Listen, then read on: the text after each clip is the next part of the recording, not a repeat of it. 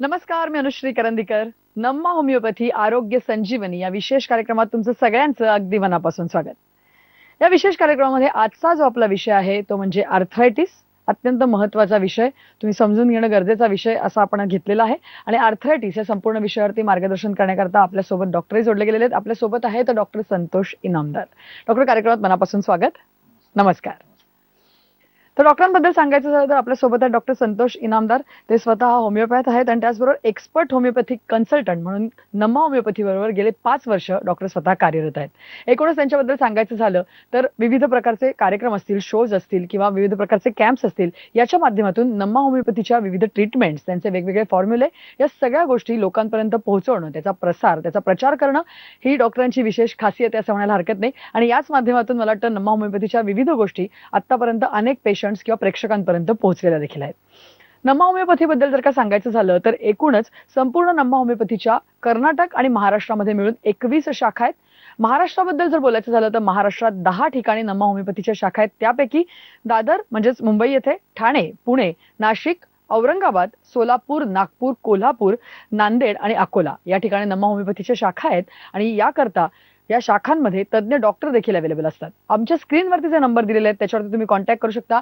या सगळ्या डॉक्टरांच्या टीमशी तुम्ही बोलू शकता, तुमचे आजार डिस्कस करू शकता आणि त्याचबरोबर अपॉइंटमेंट घेऊन तुम्ही यापैकी कुठल्याही शाखेमध्ये जाऊन या डॉक्टरांना भेटू देखील शकता. आर्थरायटिस बद्दल सांगायचं झालं तर आर्थरायटिस या संपूर्ण आजारावरती गेल्या 10 वर्षांपासून नम्मा होमिओपॅथीमध्ये युनिक ट्रीटमेंट्स अवेलेबल आहेत. आणि आतापर्यंत 50,000हून अधिक पेशंट्स आर्थरायटिसचे अर्थातच या सगळ्यामधनं बरे देखील झालेले आहेत. तर एकूणच प्रेक्षक हो, पुन्हा एकदा आजचा विषय समजून घेऊया आपण. आजचा विषय आहे आर्थरायटिस. आपल्या सोबत आहेत डॉक्टर. आपण थेट त्यांच्याकडे जाणार आहोत आणि आजच्या विषयाला सुरुवात करणार आहोत. डॉक्टर, आपण जसं म्हटलं तसं की नम्मा होमिओपॅथीच्या माध्यमातून आपण एवढे सगळे पेशंट्स तर बरे केलेले आहेत, 50,000हून अधिक केसेस किंवा रुग्ण आपण बरे केलेले आहेत. नम्मा होमिओपॅथीच्या युनिक ट्रीटमेंट सुद्धा आहेत, त्याच्यावरती आपण येऊच या. परंतु सामान्य प्रेक्षकांना समजेल, त्यांना कळेल की एक्झॅक्टली आर्थरायटिस म्हणजे काय, या अनुषंगाने तुम्ही सुरुवातीला काय सांगाल नेमकं? साधारणतः कसं असतं की सामान्य माणसाने पहिलं लक्षात घेणं गरजेचं असतं की जेव्हा तो आपल्या डे टू डे ऍक्टिव्हिटीज करत असतो त्यावेळी सांध्यांमध्ये एक सूक्ष्म पद्धतीच्या वेदना होत असतात. मग त्या सूक्ष्म पद्धतीच्या वेदनांकडे एक वेळीत लक्ष देणं फार गरजेचं असतं. कारण त्याच सूक्ष्म पद्धतीच्या वेदनांना जर वेळीत लक्ष नाही दिलं तर ते गंभीर स्वरूप धारण करतात आणि त्याच्यातून आपल्याला आर्थरायटिस नावाचा आजार होऊ शकतो. जनरली कसं असतं की एक सामान्य व्यक्ती जेव्हा लोकलमधून ट्रॅव्हल करतो किंवा घराचं काम करत असतो, हेवी वर्क करत असतो, काही स्त्रिया स्वयंपाक करतात, वर्किंग प्रोसेसला जातात, ट्रॅव्हलिंग करतात, कोण वजन उचलत असते, कोण स्टँडिंग जॉब करत असतात. अशा वेळेस प्रत्येक व्यक्ती, सामान्य माणसांमध्ये एक सांध्यांमध्ये वेदना होणं साहजिक गोष्ट आहे. पण विश्रांती घेतल्यानंतर, रेस्ट झाल्यानंतर त्या वेदना जवळजवळ कमी व्हायला हव्यात. पण अशा जर वेदना कमी नाही होत आहेत पण आपल्याला वारंवार वेदनाशामक गोळ्यांची गरज लागते असं आपल्याला जाणवू लागलं तर आपल्याला आर्थरायटिस असू शकतो, आपल्याला संधिवात असू शकतो, हे लक्षात घेणं गरजेचं असतं आणि त्या दृष्टिकोनातून ट्रीटमेंट घेणं गरजेचं असतं. नक्की. पण आपण सामान्यानं कळेल असं सांगितलेलं आहे नेमकं संधिवात किंवा आर्थरायटिस म्हणजे काय. परंतु आता आपण जेव्हा संधिवात म्हणतो तेव्हा या वाताचे किंवा संधिवाताचे विविध प्रकार असू शकतात. अगदी करेक्ट आहे की बरं, ह्या संधिवाताचे एक 2-3 प्रकार असतात. मूळ प्रकार जे असतात त्याच्यामध्ये पहिला आणि फार महत्वाचा असतो त्याला आम्ही ऑस्टिओआर्थरायटिस म्हणजे संधिवात असं संबोधतो. दुसरा असतो त्याचं नाव आहे की आमवात म्हणजेच रुमॅटॉइड आर्थरायटिस. तिसरा असतो त्याला म्हणतात गावठी आर्थरायटिस. मग परत त्याच्यानंतर व्हायरल आर्थरायटिस असतात, सोरॅटिक आर्थरायटिस असतो. असे एक 3-4 प्रकारचे आर्थरायटिस असतात. पण प्रत्येक आर्थरायटिसचं कारण वेगळं असतं. फॉर एक्झाम्पल आता हा जो मी तुम्हाला सांगतोय जो वयोमर्यादेप्रमाणे येतो त्याला ऑस्टिओआर्थरायटिस म्हणजे संधिवात म्हणतो. जसं आपलं वय वाढत जातं त्याच्यानुसार आपल्या गुडघ्यांमध्ये, सांध्यांमध्ये झीज व्हायला चालू होते.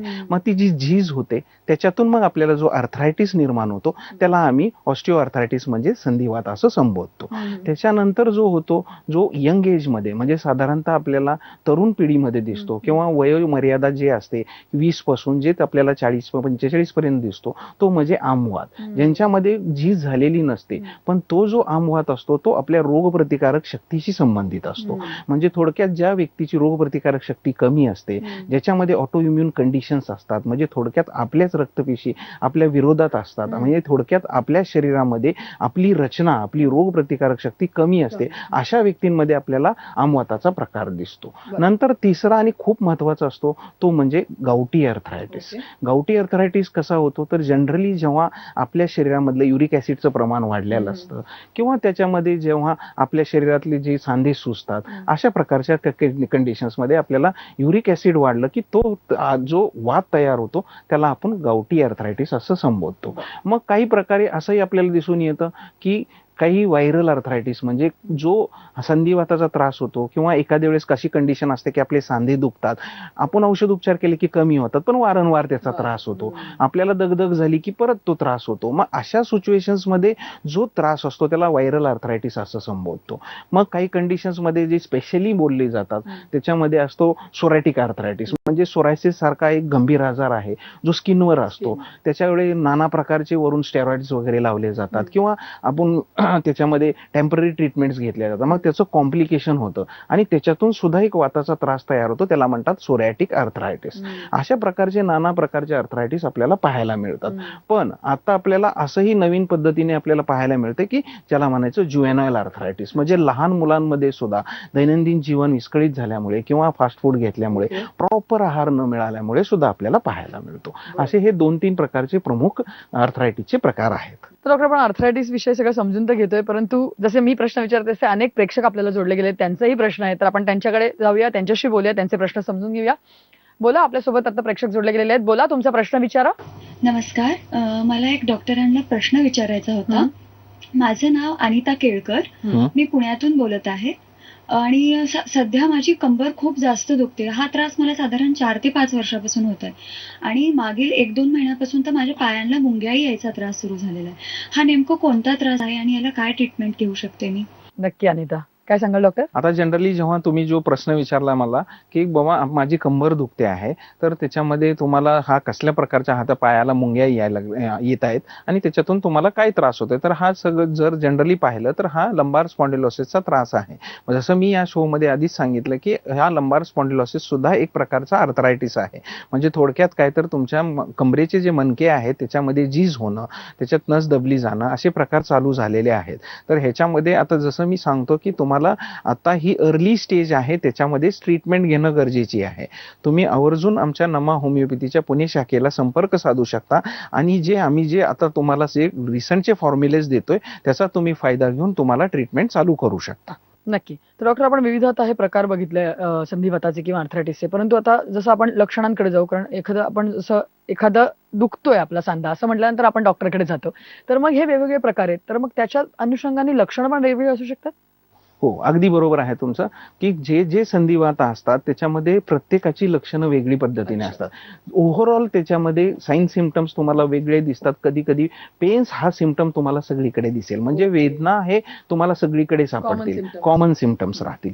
पण त्याच्यातून आता संधिवाताच्या मधला जो ऑस्टिओआर्थरायटिस असतो ह्याच्यामध्ये तुम्हाला सांध्यांमध्ये सूज खूप दिसेल, कडकड आवाज असा आलेला दिसेल, तुमच्या मुवमेंट्स रिस्ट्रिक्टेड दिसतील. मग अशा वेळेस तो जो एज असतो, कारण तो वयोमर्यादेप्रमाणे येणारा आजार आहे, मग जेव्हा तो वयोमर्यादेप्रमाणे येतो त्यावेळेस त्या व्यक्तीची हालचाल कमी होते, त्या व्यक्तीमध्ये सांध्यांमध्ये सूज आल्यामुळे त्याच्यामध्ये तो एक प्रकारचं थोडंसं त्याला चालण्यामध्ये डिफिकल्टीज येतात. मग अशा प्रकारचे सिम्पटम्स दिसतात. पण काही केसेसमध्ये आता दुसरा जो प्रकार असतो जो रुमॅटॉइड अर्थरायटिस असतो, जो जनरली आपल्याला आता सगळीकडे पाहायला मिळतो, हा जो रोगप्रतिकार शक्तीशी संबंधित आहे. याच्यामध्ये तुम्हाला असं दिसेल की सांध्यांच्या लहान लहान हातांच्या बोटांमध्ये, पायांच्या बोटांमध्ये किंवा मग छोट्या सांध्यांमध्ये सूज यायला चालू होते, दोन्ही बाजूला दिसते, हाताच्या पायाच्या. ऍक्च्युली कसं असतं की हे थोडे दुर्लक्षित केले जातात, पण नंतर मग त्याच्यामध्ये तुम्हाला जाणवतं. आता काही केसेसमध्ये जेव्हा गावठी अर्थरायटिस असतो, गावठी अर्थरायटिस मध्ये स्पेसिफिकली तुम्हाला अंगठ्याच्या म्हणजे पायाच्या दोन्ही अंगठ्यांच्या मध्ये लालसरपणा होणं,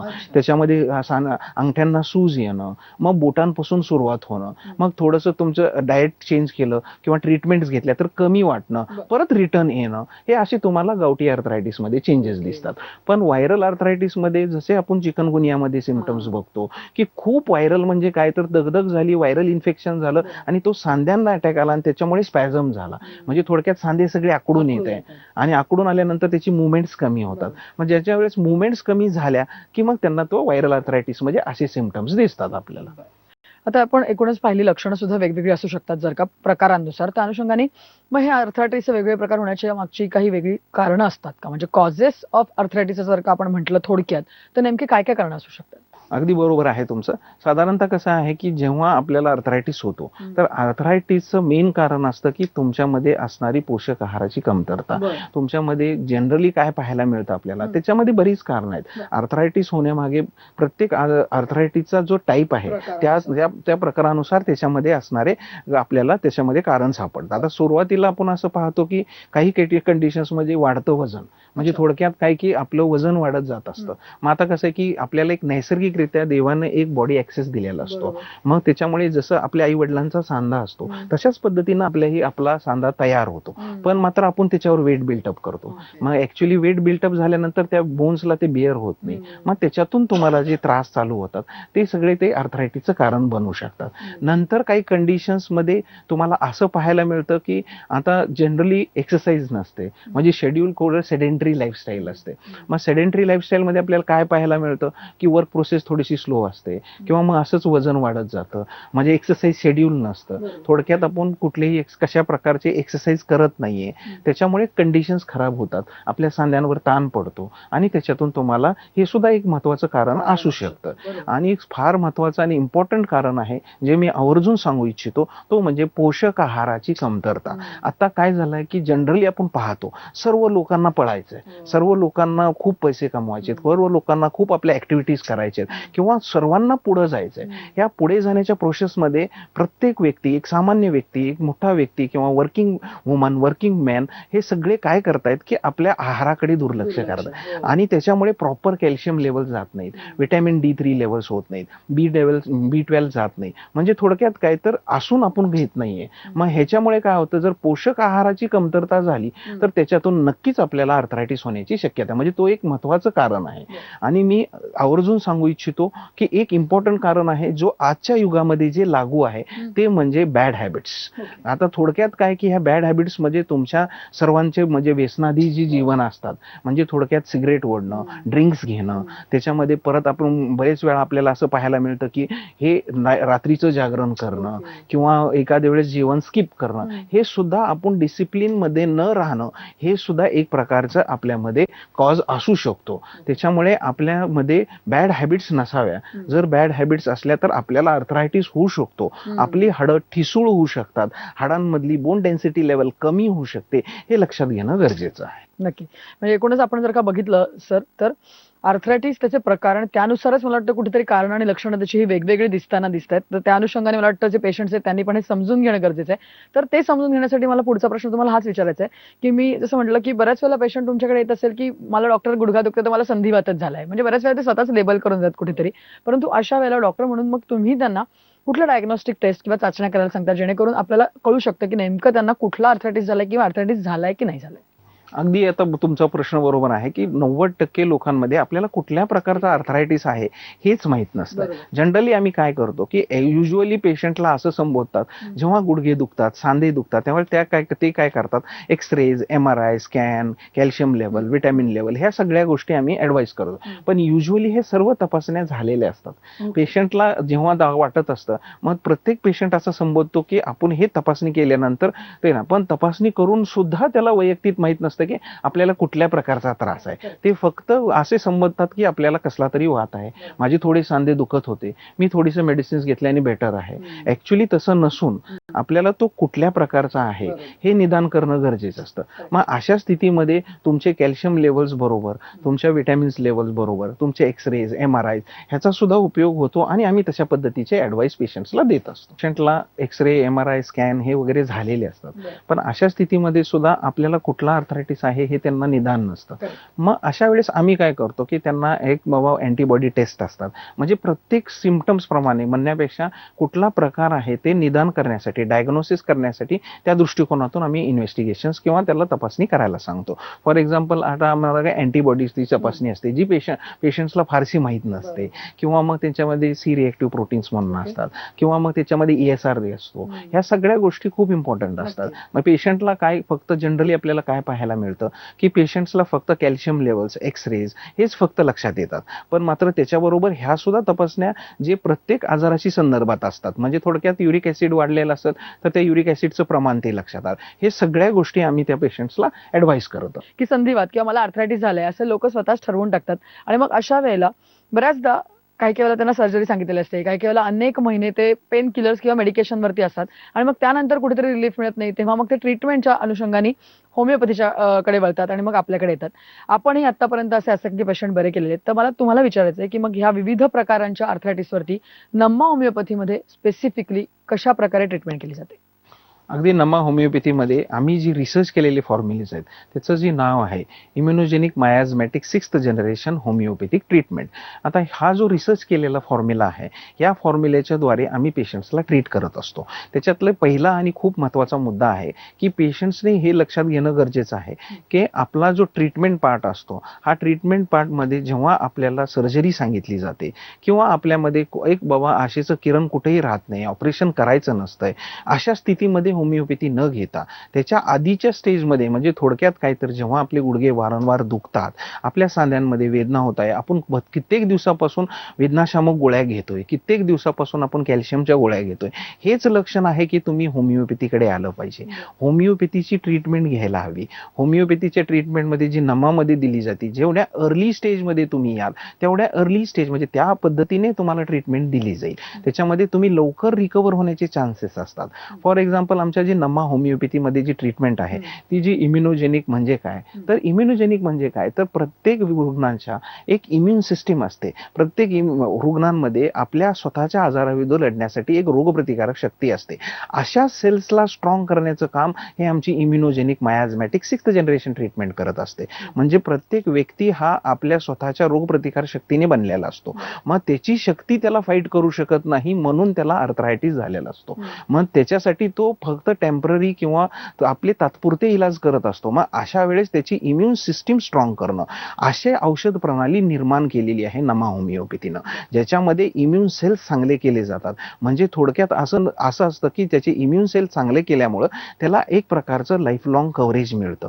त्याचे आजार आर्थरायटिसशी रिलेटेड तर कमी होतातच, पण त्याला पुढे जाऊन कॉम्प्लिकेशन्स होत नाहीत. मग अशा औषध प्रणाली देण्यासाठी आम्ही त्याचं नाव ठेवलं की इम्युनोजेनिक.